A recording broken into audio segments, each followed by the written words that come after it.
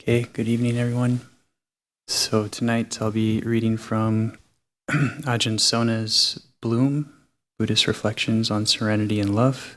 And for those of you who don't know Ajahn Sona, I imagine most of you do, but he ordained in 1989 with Bhante Gunaratana, Bhante Ji, in West Virginia at the Bhavana Society. And then he made his way to Thailand, practicing under the forest monasteries of Luang Por Chah for some years. And I think, Luang Pa, were you the abbot when Ajahn Sona arrived at Nanachat? Okay. And so this chapter in Bloom is, so these talks are from retreat talks that he gave some years ago. And the first part of the book is on breath meditation, and then the second part of the book is on the Brahma Viharas. So this first chapter is along the lines of the breath meditation, but I have to say it's less about the kind of nitty-gritty technical details of how to do breath meditation. And it's more of like a kind of an attitude to bring to the practice itself. So, and this might be a little bit of a complementary to the reading Tangino gave last night of Luang Por Sumedho's teachings on kind of the wisdom teachings, because what I'm going to share tonight is a bit more of the kind of samatha approach, and I think Ajahn Sona often will kind of lean in that direction of samatha practice, calm abiding practice, and breath and kind of metta practice. So, with that being said, Chapter 1, as a child. So we're off to a very good start. You've taken the precepts, arrived at the monastery, and made a great effort to get here as well. The intention just to go on a substantial retreat like this needs to be formulated sometimes months in advance, and all that effort is not something that is an impediment to it. Actually, it's something which enhances it. To make an effort over a period of time, stay with a determination, and then carry that out is a very good message to oneself. It sounds strange to be talking about messages to oneself, but we do talk to ourselves. We tell ourselves stories, and every time we do, we train ourselves. One of the features of the 8 precepts and the 5 precepts is to abstain from false and harmful speech. What happens psychologically is that if one indulges in false and harmful speech, these become little circuits that feed back on themselves. If one has to misrepresent reality to others, then one ends up misrepresenting reality to oneself. Then after a while, we become uncertain about what reality is. It no longer becomes a story. We genuinely get lost, and then we can't recover it. This is the nature of the truth. It is very, very important to tell ourselves the truth, to speak, at least not falsely, to others. Everything we do is a feedback circle, and when we make determinations to overcome distances and time and all of the other things that have to be done to go to a retreat, we're telling ourselves some very brave and clear messages that your inner life is important, that the quality of your life is paramount, and that your life is made within you. It's not an external feature. And you are also committing to the results that come from practice and work on the mind itself. So to make such determinations transforms you. We're always changing, but we have choices about how we will change. If we decide not to do these things, we give up, we feel lethargic, we don't have hope, and that is exactly the reality we will create. And so the beginning of this retreat is not now, but it started weeks ago, and for some of you, years ago. Some of you have been to retreats here on several occasions over the years, and those are all still playing themselves out. The results of those retreats are still affecting and changing you. They are being put into this complex structure called the mind. But it's not the mind alone. That's not really the important part. It's the emotional life, the emotional quality of our life. And all the teachings of the Buddha are about that. They are not about ideas. Ideas are only useful if they lead to the end of suffering. And the end of suffering is just one way of putting it. It's the negative way of putting it. Obviously, what remains after the end of suffering is truly profound well-being and happiness, and that is the unabashed goal of the Buddha. What he says about himself is that he dwells unshakably in well-being. He's purified the emotional structure. He also says, I have many thousands of disciples that have done the same thing to one degree or another, some to a profound degree, some to a lesser degree. And I have many thousands of lay disciples who have done this as well, transformed their lives and purified the emotions. So this is a transformation of emotions. You have to understand a little bit about how they work. Those are the ideas in the suttas, the discourses of the Buddha. There are ideas, some fancy ideas like dependent origination, which is causality in the mental emotional structure. But remember, it's not about sophisticated ideas. It's about powerful techniques for changing your mind. This is a kind of technology for these modern times, when we really don't have any such technology regarding the emotions. We've got all kind of gadgets now, people playing with biofeedback and such things, but they are not as effective as the structures the Buddha offers. One of the differences Buddhism has with modern psychology is that modern psychology's approach is through the intellect and through analyzing the story of one's life. The Buddha is different in the sense that he is questioning the whole validity of the story itself. He is saying, it is a story, but there isn't a character behind the story. The story is fiction, and the character is fictional as well. Fortunately, otherwise there wouldn't be a way out. All you'd be able to do is modify the story. So he's actually asking you to see through the story of your own life, and even deeper, the story of your own self. The very sense of your own self is a fabrication of various unexamined assumptions. So how do we do this? This retreat is unique in the sense that I'm going to try to stay on the topic of breath meditation the entire retreat. I will bring in other things, but my primary purpose is not to give you a smorgasbord of meditation techniques, but to concentrate primarily on breath meditation. And quote-unquote breath meditation is a very meager description for what's really going on here. There are incredible, profound possibilities. Your life, the value of your life is in your emotional structures, and we can utilize this breath as a means to put you into an utterly different zone. We learn all these Dhamma ideas such as we shouldn't feel guilty, we shouldn't feel remorse, we shouldn't feel sad, we shouldn't feel angry. And then we have an argument with somebody and it sticks with us for 18 months. We can't get over it. Then it's 10 years and we still can't get over it. What's going on here? We know perfectly well we shouldn't hang on to these things, but it's somehow impossible to let go of. So it's not good enough to try to think your way through. It's not good enough to have a doctrine like this. We need some means to actually shift us out of our normal compartmentalization of things, where we think and where we live must become one.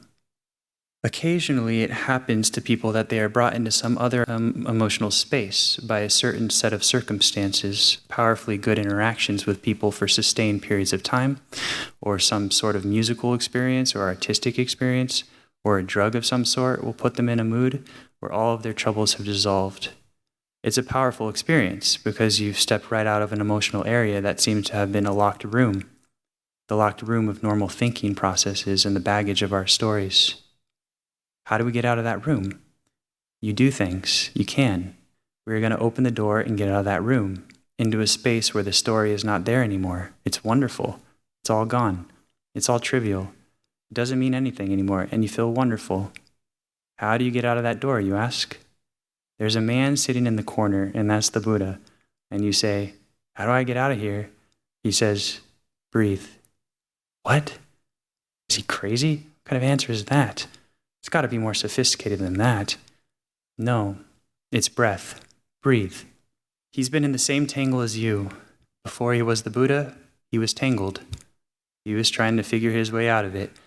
And that's where we begin with this beautiful story. There are many accounts of the technique of how to do breath meditation, but I found the most important part of the story is almost always excluded. He takes up the idea of the breath as a child. I remember my own childhood. I'd be lying there, 7 years old, 8 years old, on my back, especially in the summer. It's still light out, and you're supposed to go to bed, and you have nothing to do. So I'd start to notice I was breathing. As a child, you do blunder across that. I think everybody must have. Of course, I've had a lot of time to remember things. I've been just living the meditative life for 35 years, and often in places where there's nothing else to do. So sometimes you remember your childhood and so forth. I remember all these experiences and how you can become aware of the fact that you're breathing and what a strange thing it is. It just goes by itself. I think it's very important that the preliminary story of the Bodhisattva's struggle towards enlightenment begins with him leaving the palace, his dismay with ordinary life, even a very good material life. Dismay is a sign of a sophisticated, very sensitive person. The things other people do to spend their time, he just doesn't understand. They are too shallow. It's not enough. It just cannot be enough. He's not an ordinary person. For him, it's so unsatisfactory that he has to go in search of something more profound. He's looking for the big vision of life. At some point, it had become overwhelming to him that life just goes by and you die, and you can lose everything along the way as well. How do you make sense of that? So that's what drives him out. And he falls in with people who are trying to solve the existential problem as well. And they've got very elaborate techniques. They've got authoritative statements about absolute truth, and he tries all kinds of things in a very, very dedicated way. Some of these techniques are very painful, self-destructive, and misleading. Eventually, though, he drags his sorry, skinny body out of there and says, "Enough of this." And this is after 6 years of very harsh treatment of his body and very harsh treatment of his mind. He's still intelligent and sensitive enough, and basically such a good human, that he has enough insight to say, this can't be the way. I'm looking for something else. I'm not sure how to find it, but it isn't this. That's a very wise decision he makes in the midst of perhaps a very authoritative culture. These guys are telling him, this is the way, you got to stick with this. But he leaves anyway. And I find the setting of the story is very important too. He's decided to eat. And that's a very beautiful moment too. These stories become very, very poignant and beautiful. How many times in our lives have we practiced self-deprivation, imposed all kinds of difficulties and relentless demands on ourselves, refused to eat in some ways? What is eating? Eating is a very primal act. The Buddha says, what's the one thing? By the way, if you're teaching Dhamma Sunday school class, that's a great one for kids. This puzzle question, what's the one thing? Eventually kids get it if you give them a few hints. It's food. Every being in the universe has to have food, some form of food. The one thing. It's also your earliest experience with your mother, to be fed. And there's a lot of emotion and a love around that as well. He's actually returning to love in some ways by stopping this deprivation at the material level, just eating again. And really joining the universe and saying everybody has to eat. You can't not eat. And he accepts food with gratitude.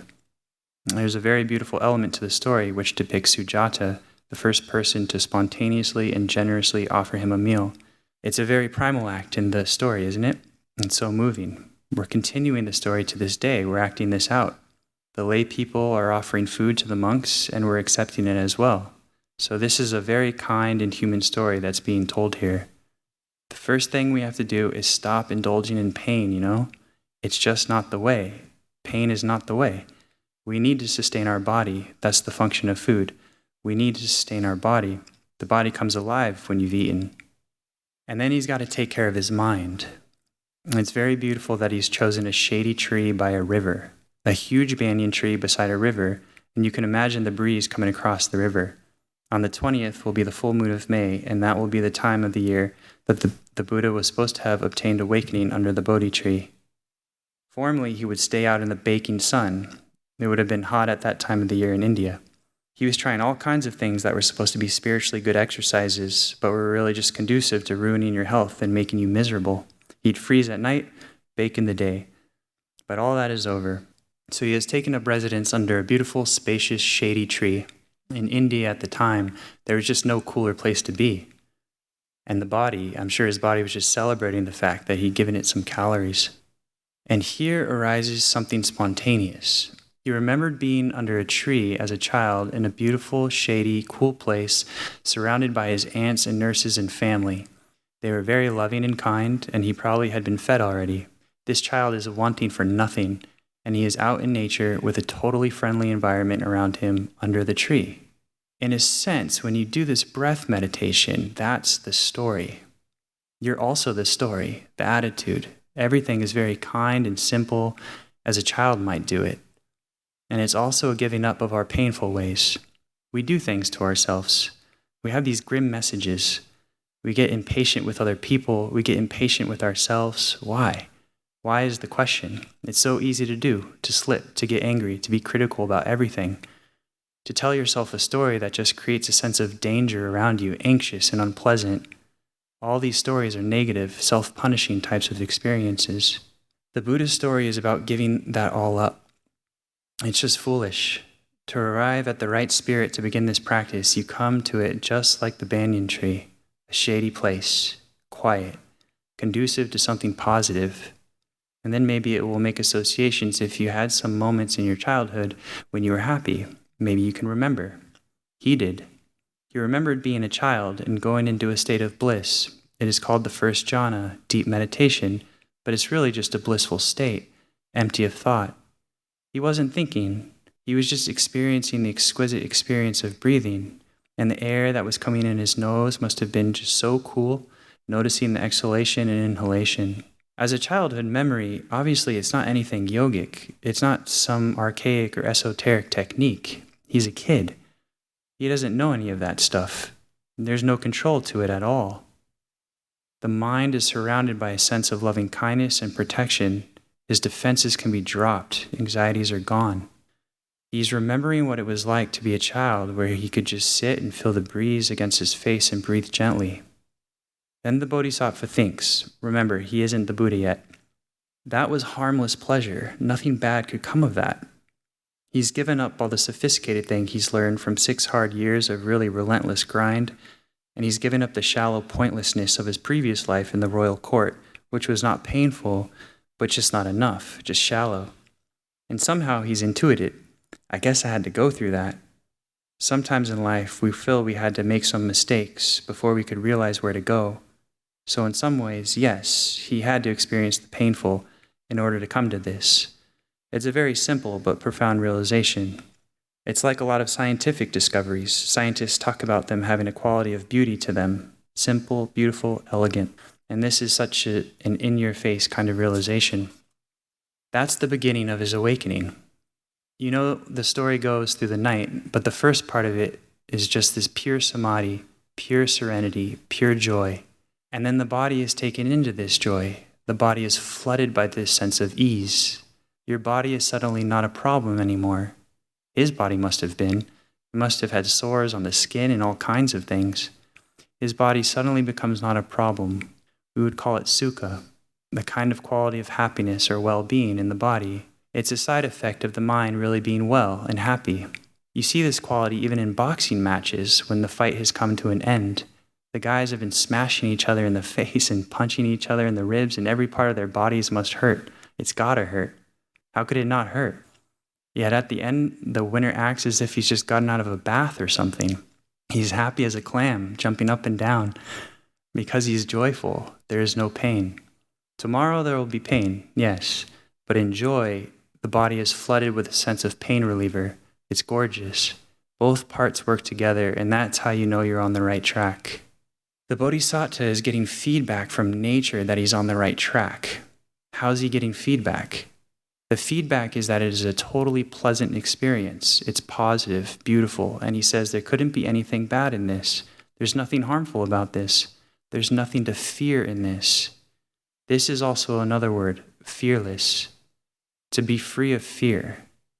Fear permeates life, and we call the 20th and 21st centuries the age of anxiety. And anxiety is a kind of unfocused fear, a floating, pervasive sense that you're always slightly afraid.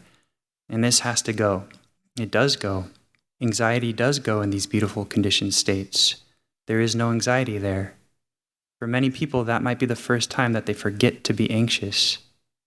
A person who is anxious and clever about being anxious can be in the midst of a party, in the midst of a conversation, can even be enjoying themselves to some degree, but they still have a little mind in the background, a little sense behind them that keeps them out of the experience and keeps them saying, you know, the thing in my stomach is still not gone.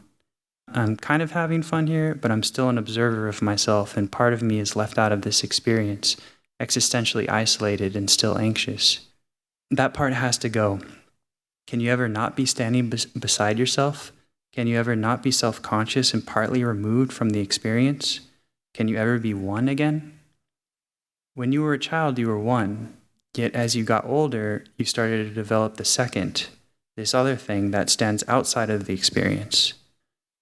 One of the factors in the first jhana is called ekaggata, which is often translated as one-pointedness, but it could be just one. I'm not standing outside of the experience anymore. I've decided to completely let go of all anxiety and reservations and plunge in. This phrase, plunge in, is one of the phrases translated again and again in the experience of enlightenment, plunging into the deathless.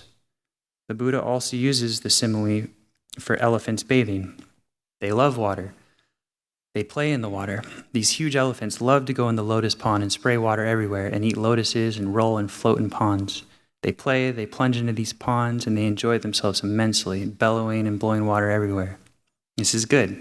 I like that. And that's similar to this. You're going to plunge into this. You have to plunge in. You cannot be Canadian and merely touching your toe in the freezing cold water. One of the most famous sayings in Canada is, "It's not bad once you get in." Our water never gets really warm up here, but as a kid, you keep going in these ice-cold lakes and you learn this phrase, "It's not bad once you get in." But you have to eventually abandon your second thoughts, your self-consciousness, your anxiety, and go in, because it's entirely blameless and nothing to fear. One-pointedness is also wholeheartedness. None of yourself wants to be doing anything else. You're not partially in it. You're entirely immersed in the experience. Nothing is left out. So much of our life feels like part of us is not there. Part of us would rather be somewhere else. And these days, with all the multitasking, part of you has to be somewhere else. You can never just be here, doing this. Some part of you always has some other agenda and a calendar and an appointment or something like that. But you get used to it. You believe after a while that there's no alternative, that this is the way life is. This is called resignation. You resign yourself to this. You give up even any stories of alternatives. But this is the story. There is an alternative. There is some other way. You should not give up on this. And this is where we're going with breath meditation. This is just a means to an end. Breath meditation is a means to an end and to something very, very simple. It's not an idea, it's an experience. It's going into a pond and swimming, maybe floating on your back, staring at the sky, or getting out of that pond and sitting under a tree and feeling very refreshed and relieved and not wanting to be anywhere else in the whole world ever. That's another feature. Time falls away. You stop with the past. You stop with the future. That's also the nature of one-pointedness or wholeheartedness. When you're wholeheartedly engaged in anything, there's no future, no past. And that's the most beautiful experience. Not only is this a good, beautiful experience, but it heals the mind and it allows you to think like you've never thought before in an entirely new way. You can see things differently, and that's what this insight business is about. You can see things differently. You can't see differently really if your mind has not been liberated from its normal confinements, its normal self-consciousness, its anxieties, and so forth. Emotional liberation precedes an intellectual understanding. Emotional release precedes wisdom breakthroughs. And those wisdom breakthroughs don't eliminate the emotional freedom. They deepen it. They strengthen it. They allow you to spend more and more time in it. Ultimately, the goal is never to leave that freedom. So this is the process we will sweetly and gently and kindly move towards through the whole week. That has to be the theme. There's nothing hard about this. We want to stop doing the hard, painful part of life. It's about childlike innocence and a return to something beautiful and blameless. I will again and again move us towards this mood of innocence as the overarching picture of meditation throughout the retreat. So that's the end of the chapter. I guess I'll just say one quick thing. When reading this, Ajahn Sona makes meditation sound like a cakewalk. And maybe for him it is. But for myself and many others, it's not all easy. So, but I wanted to share that anyway because I think it helps to put things in perspective. That even when it is difficult and there's challenges, there's a purpose for them. It's not just to get bogged down. That we're doing this for a reason, and that reason is true happiness. So I'll leave it there, and if there's any questions, ask Lungpa and the other Ajahns. That last bit that you read before you turned the page, before you finished, it went pretty fast, but it sounded really interesting. It was about like this precedes this, precedes this. It was like the emotional breakthrough before the wisdom breakthrough or something like that. It was... Okay, he says, yeah, you can't see differently really if your mind has not been liberated from its normal confinements, its normal self-consciousness, anxieties, and so forth. Emotional liberation precedes an intellectual understanding. Emotional release precedes wisdom breakthroughs. And those wisdom breakthroughs don't eliminate the emotional freedom. They deepen it, they strengthen it, they allow you to spend more time in it. I was wondering how I could apply this reading to my meditation. Yeah, I'd appreciate that, Yasa, or Lungpo Pasano to answer that. Well, I think one of the ways, again, just that sense of a direct application, simplification, not trying to make things too complicated. I think that's certainly one of the ways, and of course the theme of the this winter retreat is the 4 foundations of mindfulness. So then this mindfulness of the body and the breath being a function of the body or part of the body contemplation, and so that bringing mindfulness to the experience of the body and the breathing, the feelings themselves, and mind itself, so that there's start to realize it's these foundations of practice are, there's many ways of expressing it, but there is this simple directness of just coming back to the experience of the breath, settling in, not trying to figure it out or intellectualize it or strategize it even all that much. Just being able to be present with the experience of the breath and the body, and how we're experiencing the different mental states that do arise. But again, just a sense of that when you develop that foundation or that anchor, things start to clear on their own. Helpful? Make any sense? Also, if that had any resonance for you, then to you go back and read it. We've got the book in the library. We've also got it, or it is available as an audio as well. So that should be on our server.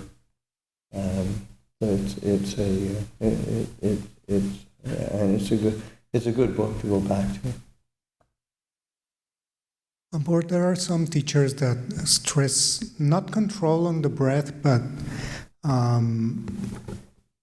putting some intention there. But what I hear from you is that you try to, or you recommend just abiding with the breath the way it is. Is there a reason for that? Yeah, sometimes I teach like that. But also, I mean, just because it really depends on what works. Because sometimes and I find that we are. I tend to probably err more on the just settle in and pay attention to what you are experiencing, because we're habituated and addicted to having some sort of control, and just being able to not get too not buying into that illusion of control, and then letting the experience of the breath, the rhythm of the breath, the natural sensations of the breath and the body and the mind, just to be able to be observant. And I find that helpful, but it doesn't. Sometimes if you're doing that, you can also start to get dull and drift as well. So then you've got to apply the mind in a bit more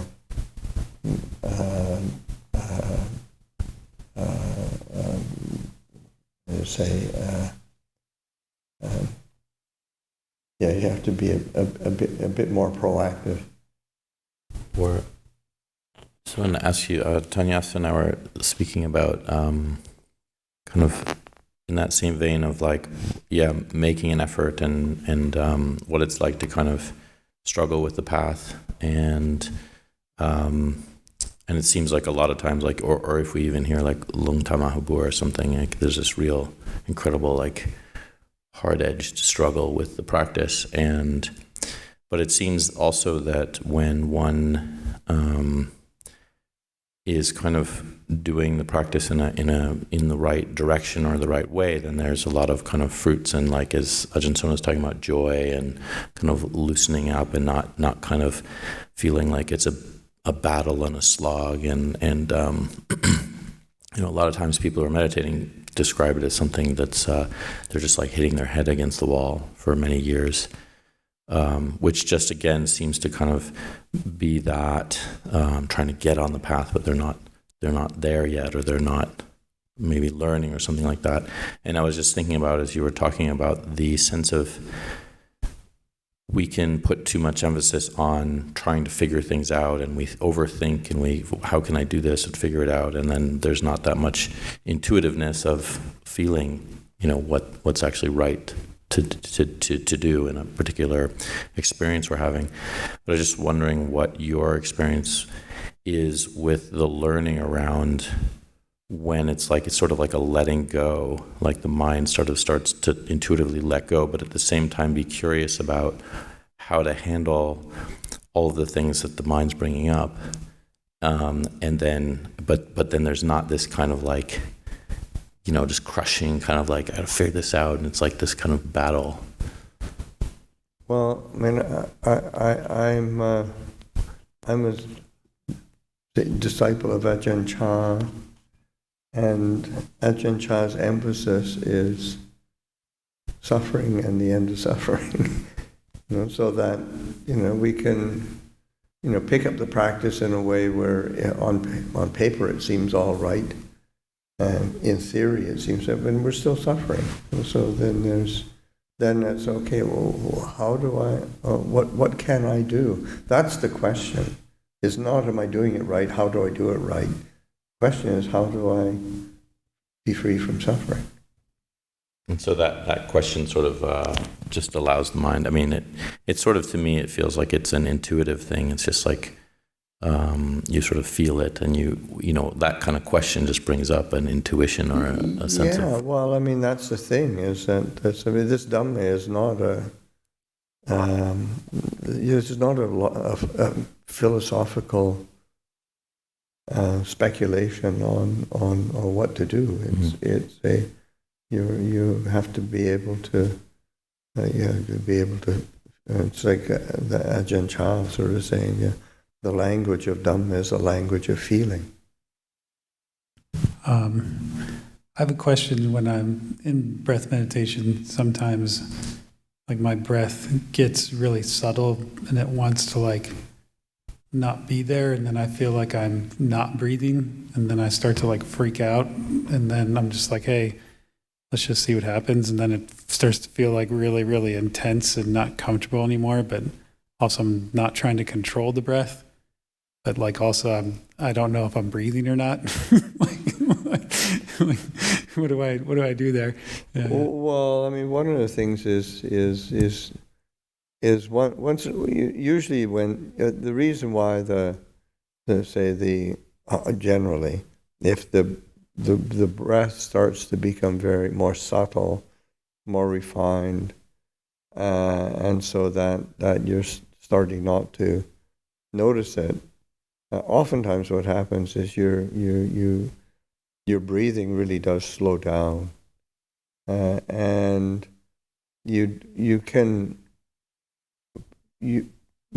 what you pay attention to is not so much the physical act of breathing, but just the quality of knowing itself. That's much more. That can become more predominant then, so that because sometimes we pull ourselves out of peacefulness of the mind because we're trying to get back on track with the breathing, and that's actually we're starting to make the mind more coarse, so that we're faithful to the mindfulness of breathing. The purpose of the mindfulness of the breathing is to help us to understand the mind, so that we're being able to just come back to the quality of knowing, and you can pay attention, you can hold it, where you were experiencing the breath, but you don't have to be making the breath clear. If the breath has really settled down and has become quite subtle, then you don't need to be making it. So long as the quality of knowing is clear. I mean, if you're just dull and you can't feel the breath because you're kind of sleeping there, that's different. But the reality is as you're with breath meditation, and the actual sensation of the breath does get more subtle and more refined, and you can be, and I've thinking, what's the normal breath rate of an ordinary human being? 12 to 16 a minute. So I mean, I found it quite ordinary to breathing, go, once or twice, maybe 3 times a minute or something like this. So that could be at first when it slows down like that, then it what's happening. I'm not breathing, but it's quite. You pay attention to the actual the quality of knowing itself. The awareness is the object.